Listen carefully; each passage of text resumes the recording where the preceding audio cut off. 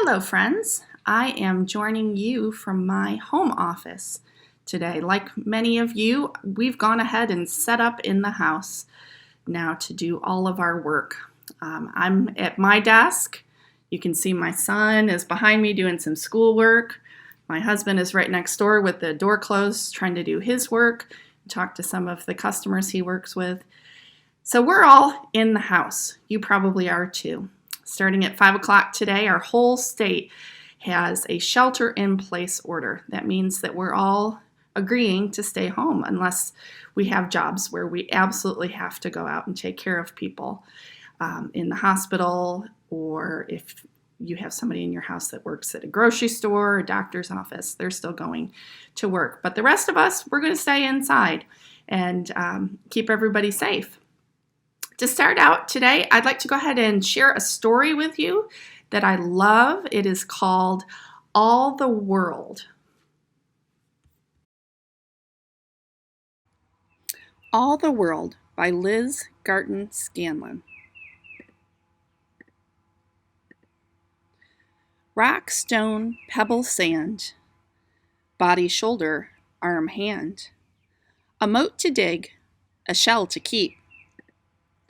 All the world is wide and deep. Hive, bee, wings, hum, husk, cob, corn, yum. Tomato blossom, fruit so red. All the world's a garden bed. Tree, trunk, branch, crown, climbing up and sitting down. Morning sun becomes noon blue. All the world is old and new. Rock, street, track, path, ship, boat, wooden raft. Nest, bird, feather, fly, all the world has got its sky. Slip, trip, stumble, fall, tip the bucket, spill it all. Better luck another day. All the world goes round this way. Table, bowl, cup, spoon, hungry tummy, supper soon. Butter, flour, big black pot. All the world is cold and hot. Spreading shadows, setting sun. Crickets, curtains, day is done. A fire takes away the chill. All the world can hold quite still. Nanas, papas, cousins, kin, piano, harp, and violin, babies passed from neck to knee. All the world is you and me. Everything you hear, smell, see, all the world is everything. Everything is you and me. Hope and peace and love and trust. All the world is all of us.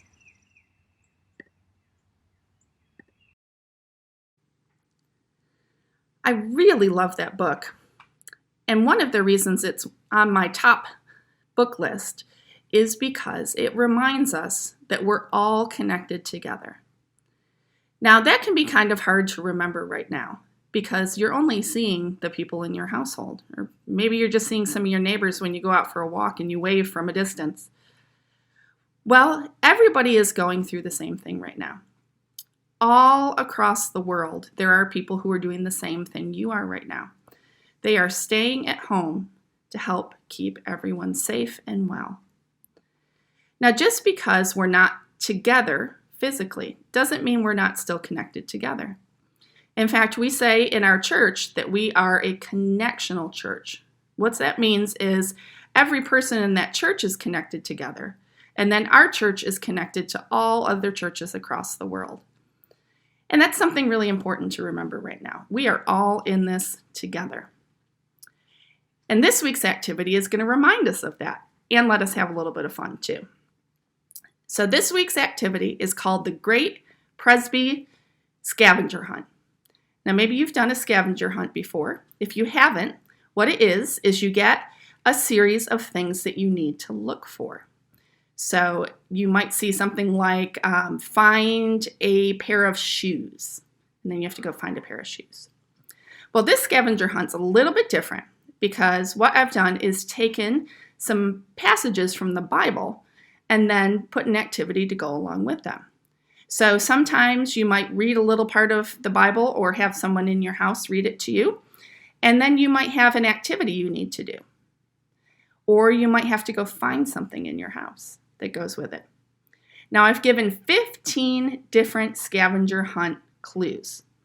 You might think, yay, that's going to keep me super busy this week and I want to do every single one. And you go right ahead and do that. Now, you might look at that and think, I don't know if I could do all 15. Well, that's fine too. You can just pick a few that you want to do. What I want to ask you to do, though, is as you do each one of the scavenger hunt activities, take a picture. Okay? Each one of the clues has a picture that goes with it. I want you to take a picture, and then you're going to upload that picture to a special Google photo album that we have. Now, there's a couple reasons that I want you to do that. The main reason is that I want to see all of the things you're finding, and I want to be able to share them with other people in our church. We miss seeing each other, and we miss getting to know what each other is doing. So these pictures will help us get to see each other again. I'll put them all together at the end. Another reason I want you to share these pictures is because we're not the only church that's doing this scavenger hunt.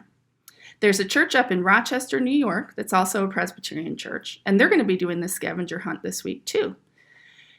Their director of children's activities, just like me, is going to put together all of their pictures, and then I'll put our pictures together, and we'll make them into one big photo album. So you'll not only get to see what each other's doing, but you also get to see what some kids who you've never even met before are doing. The last reason I really want you to upload pictures is because I'm having a little contest. Last week, before we had shelter in place, I went and got some new baby chicks, and I need some help naming them. So here's what we're going to do. Every picture that you upload will earn you an entry into a contest to name my baby chicks. Now, say you upload one picture. That means your name will get put in the drawing one time. Say you upload 7 pictures. That means that your name goes in 7 times. At the end of the week, I will draw 2 names, and those 2 people will get to name 2 of my baby chicks. Pretty exciting, huh? So, I hope you have fun doing the Great Presby Scavenger Hunt this week. I hope that you will find all kinds of neat things. You'll get to read some little parts of the Bible, and you'll get to be reminded that we are all connected together. We're all in this challenging time together. And even though we can't see each other, we are still part of the same family.